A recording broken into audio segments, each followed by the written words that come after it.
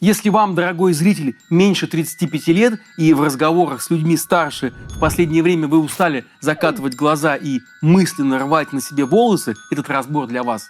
Если же вы тот самый человек старше и не перестаете поражаться, какой поверхностной и дерзкой стала молодежь, тоже не переключайтесь. Обещаю, этот разбор будет одним из самых полезных и примирительных. Но предупреждаю, возможно, после него вам захочется взять телефон и позвонить своим близким. А пока скажите, я не один, у кого сложилось впечатление, что различия во взглядах у представителей разных поколений достигли своего пика. Кажется, что они категорически не могут прийти к согласию уже практически ни в чем. Да, проблема отцов и детей стара как мир, но не думаю, чтобы когда-нибудь прежде конфликт этот был настолько острым. Старшее поколение обвиняет молодежь в инфантилизме, недостатке ответственности и небрежном отношении к традициям. Молодые в ответ ругают старших за сексизм, расизм и гомофобию. В России предметами непримиримых столкновений разных поколений становятся война в Украине, доверие к Путину, вакцинация, отношение к сексуальным меньшинствам, ценность образования, планирование семьи и многое другое. Причем конфликт прослеживается не только на уровне межличностного общения. В политике он тоже есть. Лишь ленивый не отметил разницу возрастов российских и украинских политиков. Украинский истеблишмент самый молодой в Европе. Там средний возраст политиков чуть за 40. Президенту Владимиру Зеленскому, например, 45 лет. В России же власть сосредоточилась в руках стариков. Владимиру Путину сейчас 70, а средний возраст членов Совбеза 63 года. И казалось бы, какая разница, в каком возрасте все эти люди? Лишь бы работали хорошо. А возраст, цвет волос, пол – это вообще не так важно, не правда ли? Но почему пожилые люди вдруг стали воплощением вселенского зла? Заслуженно ли слово «бумер» стало ругательным? Можно ли вообще обобщать огромную группу людей по такому признаку, как возраст? И можно ли еще наладить связь между поколениями, или этот поезд уже ушел? С вами Павел Коныгин, и это формат «Разборы». Смотрите нас в трансляции «Дождя», а также на нашем YouTube-канале «Продолжение следует». А также подписывайтесь на нас в Телеграме и заходите на наш сайт проследует.медиа.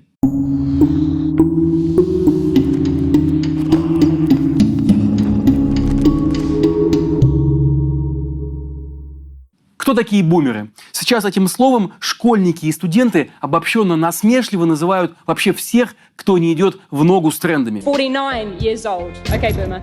Но, строго говоря, согласно теории поколений, бэби-бумеры – это те, кто родился между 1946 и 1964 годами. То есть, если мы говорим про нашу страну, то это люди, чье детство и взросление прошли в Советском Союзе.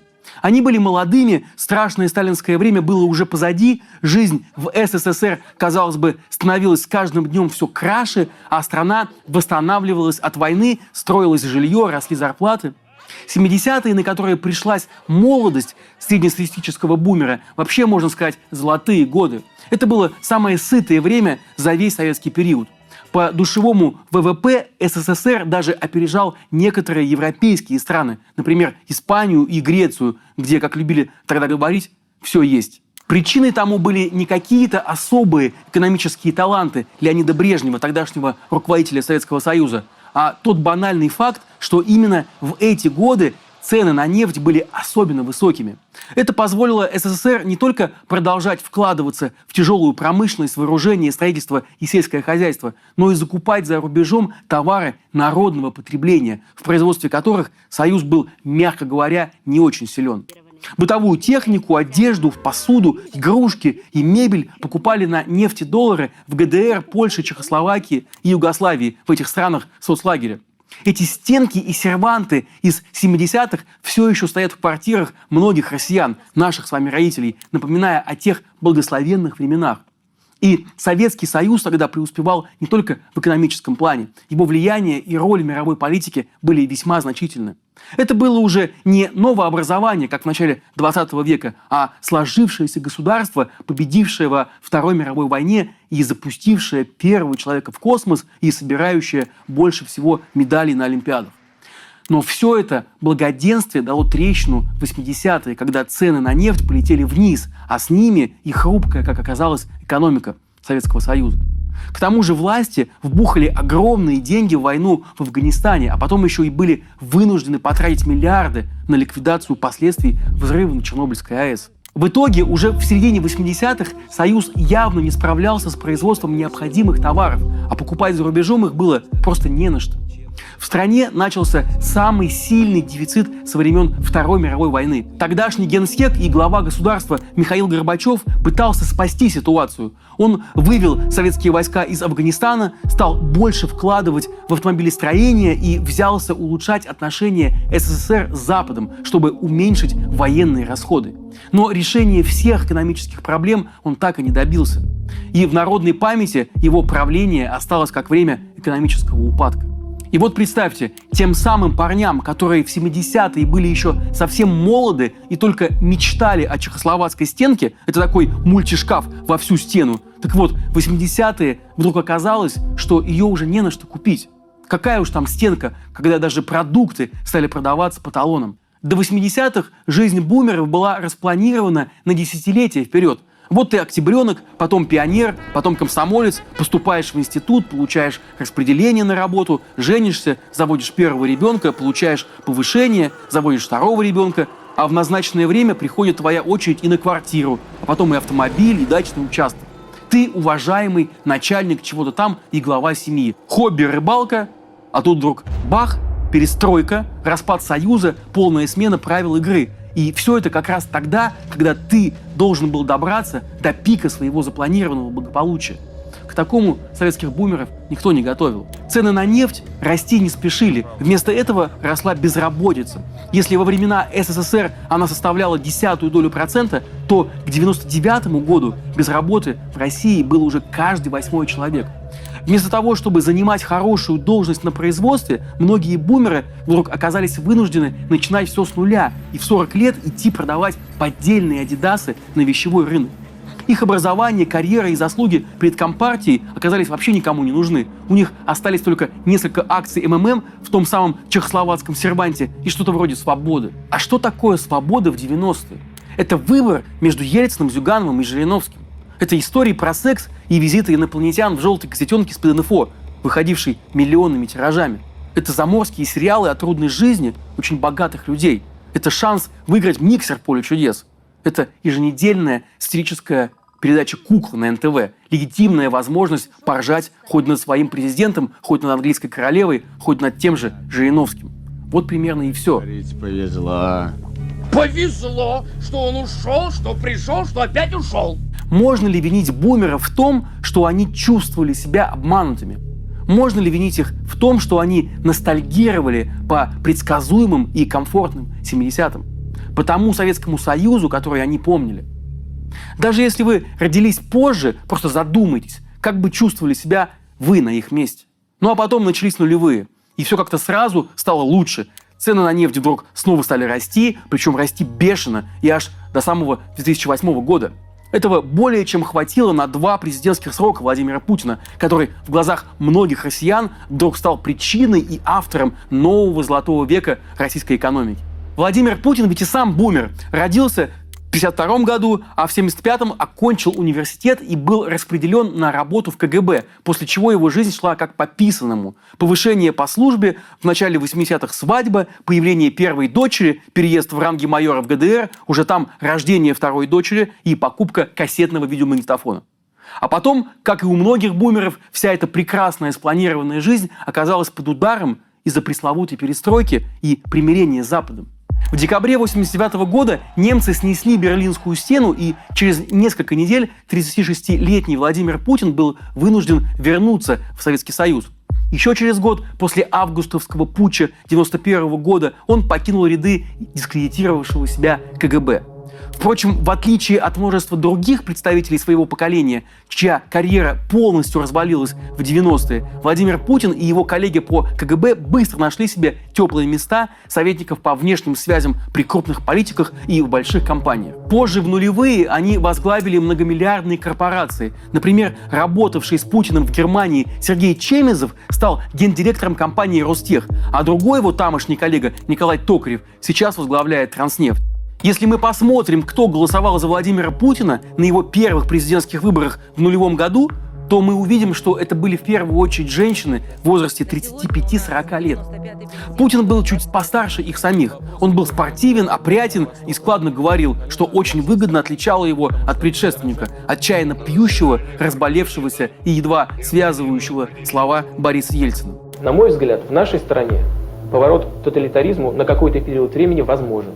Не скрою, и мне иногда так кажется, что если навести твердый порядок жесткой рукой, то всем нам станет жить лучше, комфортнее и безопаснее.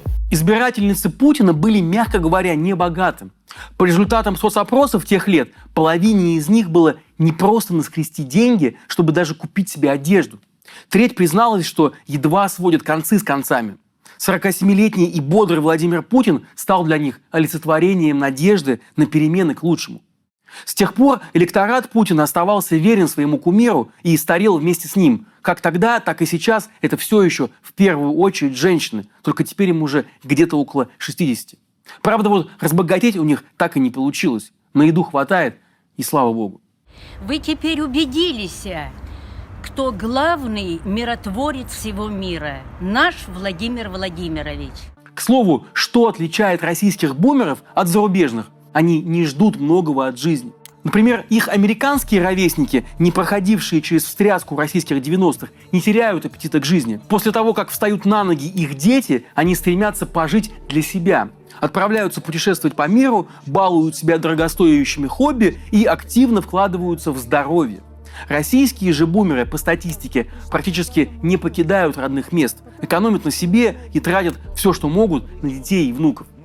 После всех пережитых потрясений их пугают перемены. Они неуверенно чувствуют себя наедине с новыми технологиями. По большому счету, все, чего они хотят, это спокойствие, уважение и благодарных внуков неподалеку. И потому Владимир Путин их вполне устраивает. Он говорит с ними на одном языке. Он обещает им проиндексировать пенсию, защитить от быстро меняющегося мира и внешних врагов с их нетрадиционными ценностями. Он, по сути, обещает им вернуть те самые 70-е, когда все вокруг было понятным и неизменным, а большего им и не надо. Я так думаю, что все, что делает Владимир Владимирович, это только на улучшение жизни страны и всех наших граждан. Свобода – одно из главных разочарований поколения бумеров. Они ее не хотят. Когда-то давно им уже выдали свободу, и им совершенно не понравилось, с чем это все обернулось. Однако есть одна проблема с реализацией чудесного плана бумеров по возвращению в советские 70-е. Все это совершенно не нужно новому поколению. Молодые россияне, не заставшие в сознательном возрасте разочарования 90-х, не ценят безмятежную прелесть застоя. Они с детства, если не с рождения, живут в эпоху быстрого интернета и прилагающегося к нему многообразия мира. И они не готовы променять весь мир на уют мягкого кухонного уголка. Гораздо важнее для них свобода. Свобода одеваться как хочется, смотреть и читать, что хочется, ездить куда хочется, любить кого хочется, получать информацию там, где хочется. Свобода верить или не верить президенту. Свобода иметь или не иметь детей. И общаться или не общаться со старшими родственниками, когда те пытаются указывать им, как жить. А еще они не хотят войны. В этом, к слову, огромное различие в мировоззрении бумеров и самого молодого поколения, тех, кому сейчас от 18 до 24, так называемых зумеров. Среди ценностных ориентиров зумеров нет культа победы. Будь то победа в войне, олимпиаде или бизнесе. Им не нужно быть первыми. Вместо этого им важно быть самими собой. Только так они могут быть счастливы. И для этого им необходима та самая свобода. Это просто совершенно разный культурный код. Давайте вспомним, на каком кино росли бумеры. Они сражались за родину, а зори здесь тихие, 17 мгновений весны. Позже на голливудских боевиках 80-х с Сильвестром Сталлоне, Арнольдом Шварценеггером и Жан-Клодом Ван Даммом. Все это про победу над неким врагом. А один из самых популярных фильмов у зумеров за последние пару лет – это «Человек-паук. Нет пути домой». В нем главный герой старается не убить злодеев, желающих смерти и разрушений, а вылечить их, вернуть им доброту и эмпатию. Вот что собирает сейчас полные кинозалы у нового поколения. К слову, не только в России противостояние поколений достигло крайней точки. В США во время правления Дональда Трампа власти тоже взяли курс на возвращение к прошлому. Помните его предвыборный девиз «Вернем величие Америки»? And we will make America great again. God bless you and good night. I love you. Так вот, в борьбе за кресло президента Дональд Трамп тоже взывал к ностальгии старшего поколения, по тем временам, когда мир был понятнее и проще. Он играл на страхах, в первую очередь, пожилых американцев. На страхе перед иммигрантами, перед людьми с другим цветом кожи, с другой сексуальной ориентацией. Он повторял знакомую и нашим бабушкам мантру про то, что защищает традиционные семейные ценности. Но при этом, утягивая своих избирателей назад в прошлое, он также отдалял их от нового поколения, от их детей и внуков, которые были не готовы отказаться от современных принципов вроде толерантности и поддержки тех, кто слабее тебя. В результате сейчас пожилые консерваторы в Америке не могут никак понять, почему же дети и внуки больше не приезжают к ним на Рождество. Неужели дело в их политических взглядах и отношении к афроамериканцам и геям? Российский президент сделал ту же ошибку. Он выбрал путь запугивания, путь разъединения россиян. Он словно говорит: везде враги хотят развалить Россию, и единственный, кто может всех спасти, это я. Общество окончательно раскололось на тех, кто верит Путину и его ручному телевидению. Это, как правило, старшее поколение. И на тех, кто не верит. Среди неверующих больше молодежи. На фоне войны в Украине до крайности накалились и семейные баталии граждан России. Как найти общий язык с родственниками, которые поддерживают войну в Украине? Это был чуть ли не главный вопрос, обсуждаемый в соцсетях среди тех, кто осудил действия России в этой стране. Как разговаривать с теми, кто за? Как не разрушить окончательно связи с близкими людьми? Но те, кто за, кажется, эту дискуссию вообще не поддерживают. Телевидение уже дало ответы на эти вопросы. Вы, старшее поколение, правы, а они нет, говорит телевизор. Вы опытные и мудрые, а они молодые и глупые. Придет время, они сами все поймут и прибегут обратно. Вообще, бумерам очень важно уважение младшего поколения. Сами они выросли на безусловном почтении к старшим, к поколению, победившему в войне. А к молодежи у нас всегда было принято относиться пренебрежительно. Вспомните, слова «мальчишка» и «девчонка» всегда подразумевали у нас неопытность и наивность. Вспомним также поговорки «молодо-зелено, яйца курицу не учат». Такая повсеместная дедовщина «вот поживи с моё». Но родившиеся в эпоху интернета зумеры гораздо восприимчивее к быстрому употреблению самой разнообразной информации. Они скептично настроены к старым академическим способам обучения. Зумеры во многом лучше приспособлены к современным реалиям, чем их родители, и понимают это. Их не убедить, что жизненный опыт старшего поколения важнее, чем то, что они уже знают о жизни сами. И любая попытка заставить их уважать старших просто за почтенный возраст воспринимается ими как насилие и нарушение границ. А в отстаивании своих границ поколение зумеров преуспело больше, чем какое-либо прежде. Кто-то говорит, что бумеры захватили сейчас власть в России и готовы на все, лишь бы остаться у своей кормушки. Да, это правда, что в России, в путинской России, вся правящая элита – это плюс-минус люди его поколения. Но это не значит, что все люди того поколения кровожадные и помешанные на власти. Конечно, нет. Вспомним Бориса Немцова, Михаила Ходорковского, Анну Политковскую, Бориса Гребенщикова. Все эти люди тоже из поколения бумеров.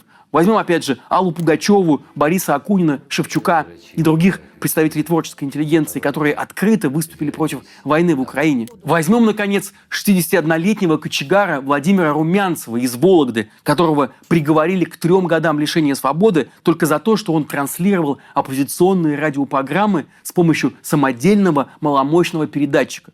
Ну или возьмем снова 61-летнего муниципального депутата Алексея Горинова из Москвы, который получил 7 лет колонии только за то, что назвал войну в Украине войной. Возьмем 77-летнюю художницу Елену Осипову, которая выходит в Петербурге на одиночные пикеты. Возьмем тысячи пожилых людей, которые не согласны с политикой власти и говорят об этом на митингах, в соцсетях, на кухнях. Да, все еще многие бумеры верит в Путина, но при этом сам Путин не слишком печется о бумерах. Чаще всего он отделывается от своего основного избирателя пустыми обещаниями. Год за годом он обещает бороться с бедностью, но бедность так никуда и не делась. И одними из самых бедных россиян остаются все те же бумеры. У нас все пенсионеры работают. Ближе к деньгам оказались лишь старые товарищи Путина по службе в КГБ и отдельные представители элит, присягнувшие ему на верность. При этом Путин говорит, что ему важно здоровье пожилых граждан, но сотни тысяч россиян умерли от коронавируса, не имея доступа к МРТ и другим необходимым медицинским услугам.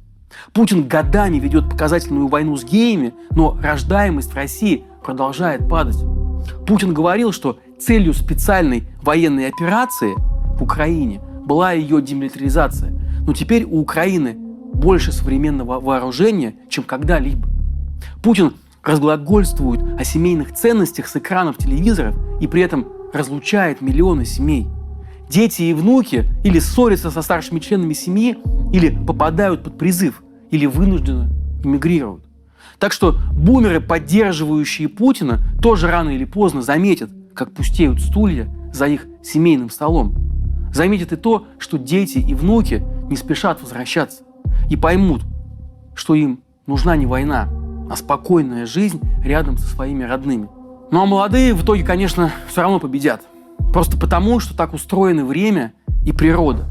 Вопрос только в том, скольких из них успеют убить бывшие КГБшники из 70-х, прикрываясь интересами большинства. Продолжение следует.